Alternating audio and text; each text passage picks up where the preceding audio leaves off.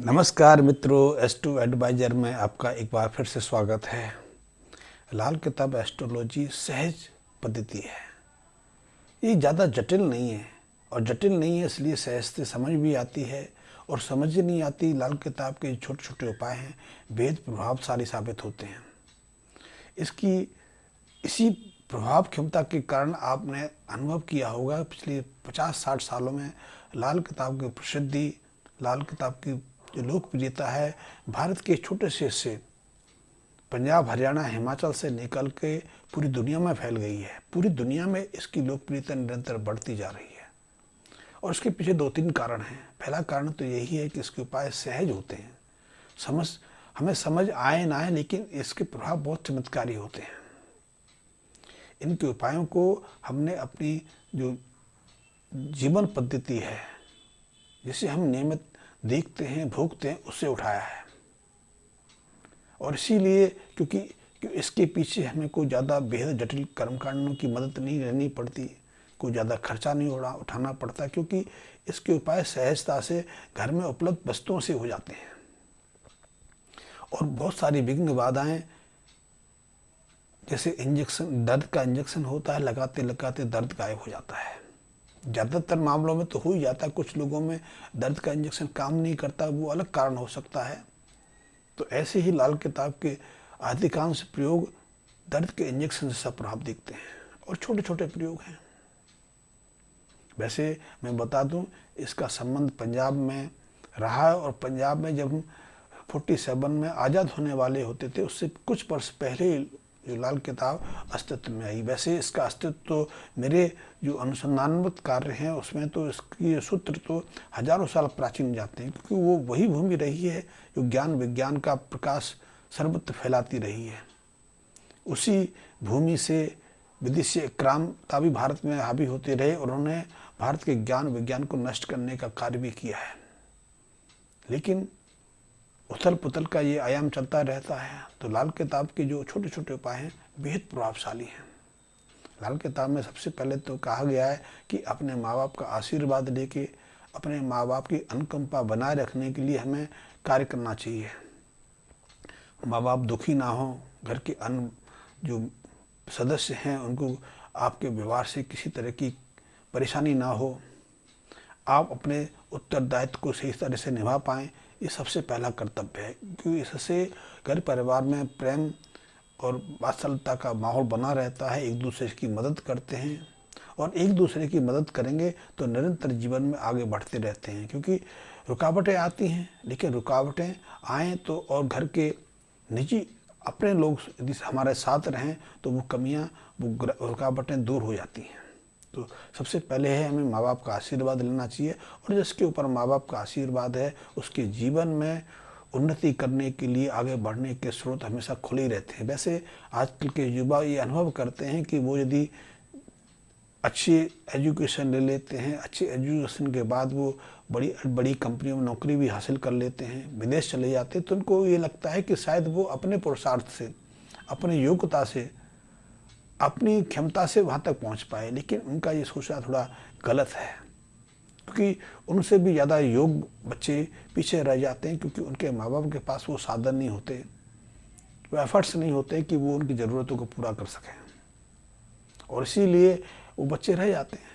मैं उदाहरण के रूप में समझाऊं कि आज कोचिंग सेंटर्स में कई बच्चे 4 साल पढ़ाई करते हैं, कुछ 2 साल करते हैं, और कुछ बच्चे कोचिंग का मुंह तक नहीं देख पाते क्योंकि उनके माँ बाप के पास इतना साधन नहीं है।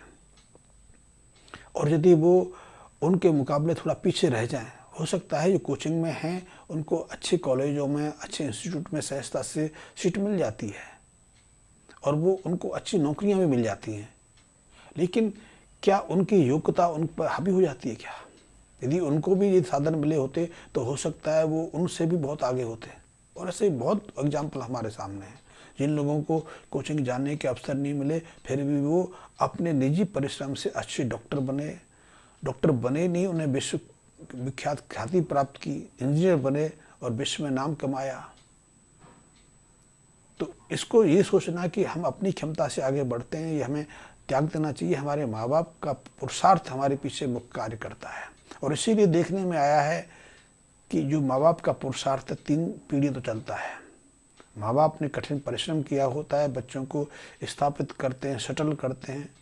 बच्चे जब सेटल हो जाते हैं तो उनके बच्चे, क्योंकि तब तीसरी पीढ़ी शुरू हो जाती है, उनके बच्चे लेथर्जिक हो जाते हैं, आलसी हो जाते हैं, क्योंकि उन्होंने देखा नहीं कि श्रम का क्या महत्व है। उनके माँ बाप बहुत कुछ छोड़ जाते हैं। जन्म से वो सोने का चिमटा लेके पैदा होते हैं, क्योंकि वो अपने घर में विशाल घर देखते हैं, गाड़ी देखते हैं, होटल्स में जाना देखते हैं, पार्टीज देखते हैं, तो उनको लगता नहीं कि मेहनत की कोई वैल्यू है। तो वो अपने जीवन में कुछ खास मेहनत नहीं कर पाते, लेकिन ज़िंदगी सहजता से कट जाती है क्योंकि माँ बाप पिता छोड़ जाते हैं। फिर अगली पीढ़ी, क्योंकि उन्होंने कुछ कमाया नहीं, तो अगली पीढ़ी और उनसे निकम्मी निकलती है, और उनमें तो कई तरह की बीमारियां हो जाती हैं, अरुचि हो जाती है, पढ़ने लिखने मेहनत करने भरोसा ही नहीं करते। तो फिर यहाँ से हमारे माँ बाप ने शुरू किया, लगभग हमारी जो संतानें हैं तीसरी पीढ़ी में उसी मुकाम पर पहुँच जाती हैं। मेरा ये अनुभव है। तो लाल किताब कहती है कि हमें निजी अनुभव से, निजी चीज़ों से सीखना चाहिए। लाल किताब कहती है कि हमें माँ बाप की सेवा करनी चाहिए, घर को साफ़ सुथरा रखना चाहिए, घर में किसी तरह का कचरा इकट्ठा नहीं होना चाहिए। कचरा इकट्ठा नहीं होने से शनि राहु की अशुभता बढ़ जाती है। वैसे हमने एक और नियम माना है, इस नियम पर मैंने पहले भी कहा है कि यदि हम ससुराल वालों को अपने घर में आमंत्रित करते हैं, नियमित रूप से उनकी इन्वॉल्वमेंट रखते हैं, तो निश्चित रूप से हमारे गृहस्थ जीवन में राहु का प्रकोप बढ़ जाता है, हमारा गृहस्थ जीवन सेटल नहीं हो पाता, और आजकल ये प्रश्न बढ़ गया है।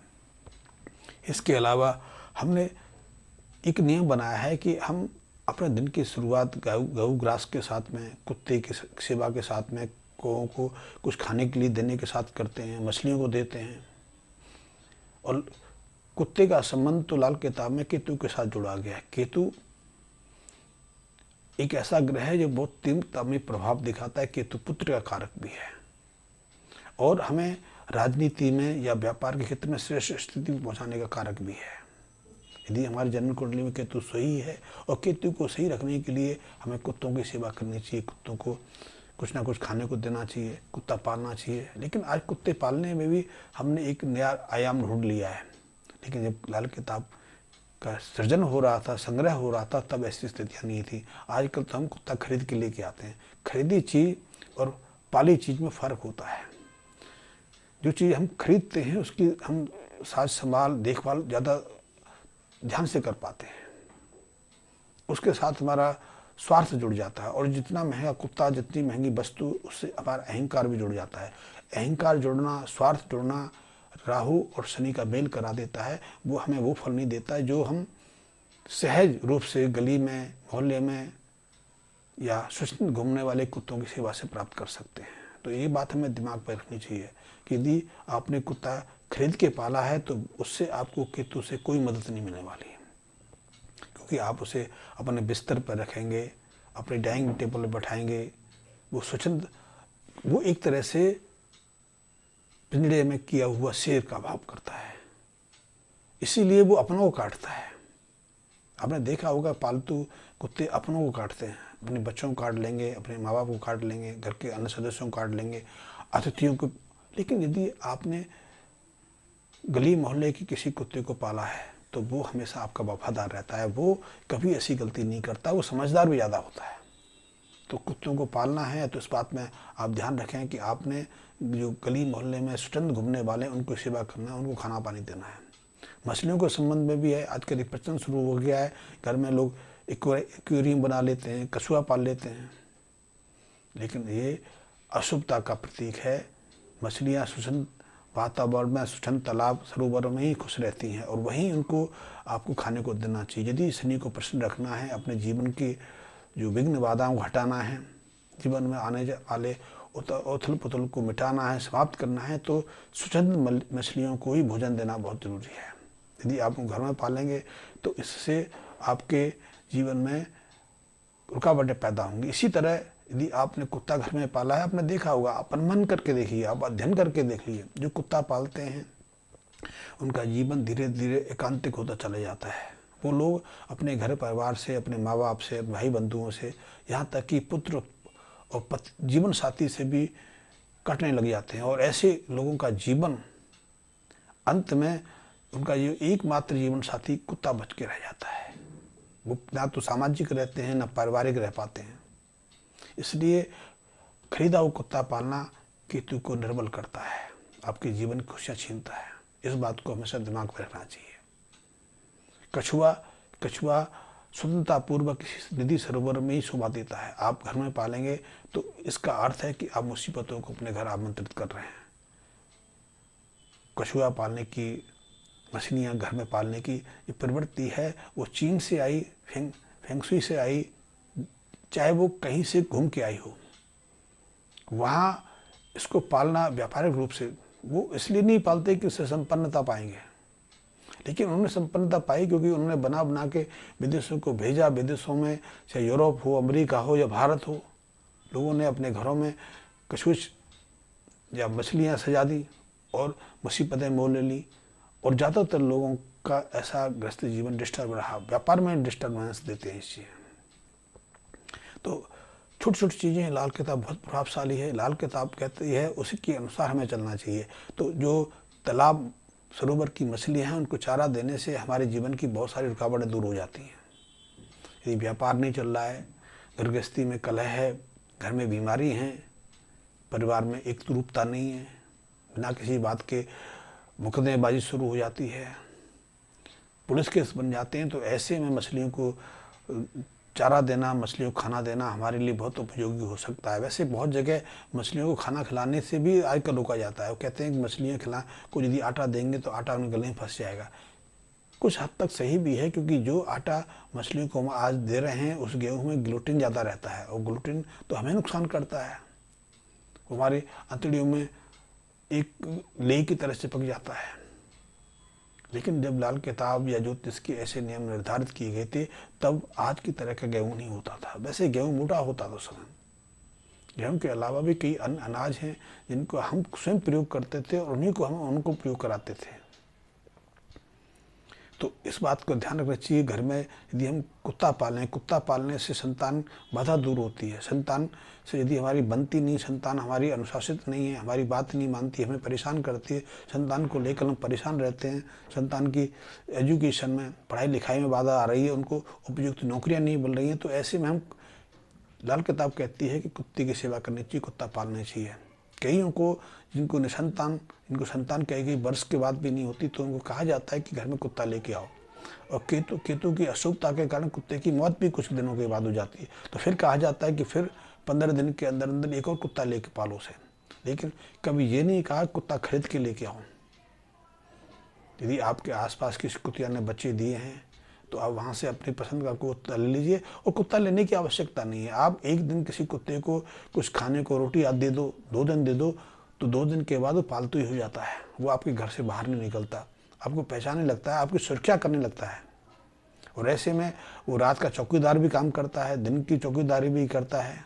और आप ऐसे में यदि उसको अपने घर से हटाना चाहें तो वो घर से बाहर नहीं जाता, क्योंकि वो स्वयं पालतू बन जाता है, स्वयं अपनी जिम्मेदारी संभाल लेता है। लेकिन ऐसे खरीदे गए कुत्ते से हम आसानी नहीं देख सकते। खरीदा गया कुत्ता पिंजरे में बंद किया वो शेर जैसा है, हिंसक हो जाता है।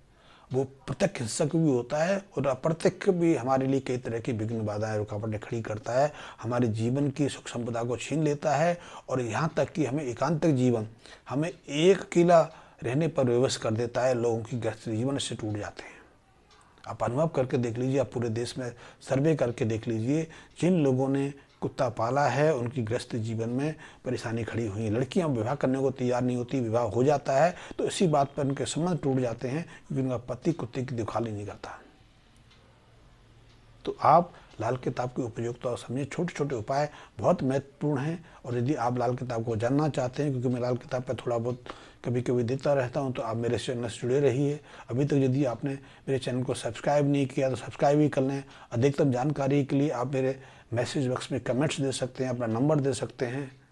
और यदि आप मेरी पुस्तकें पढ़ना चाहते हैं, क्योंकि लाल किताब ज्योतिष पर मैंने काफ़ी कुछ लिखा है, मेरी 60 से ज़्यादा कई तरह की पुस्तकें प्रकाशित हुई हैं, आप उनका आनंद ले सकते हैं। और मेरे लिए कोई सेवा हो, मेरे से कोई आपने कोई परामर्श करना है, किसी जटिल समस्या का निराकरण चाहना है, तो संपर्क कर सकते हैं। धन्यवाद मित्रों।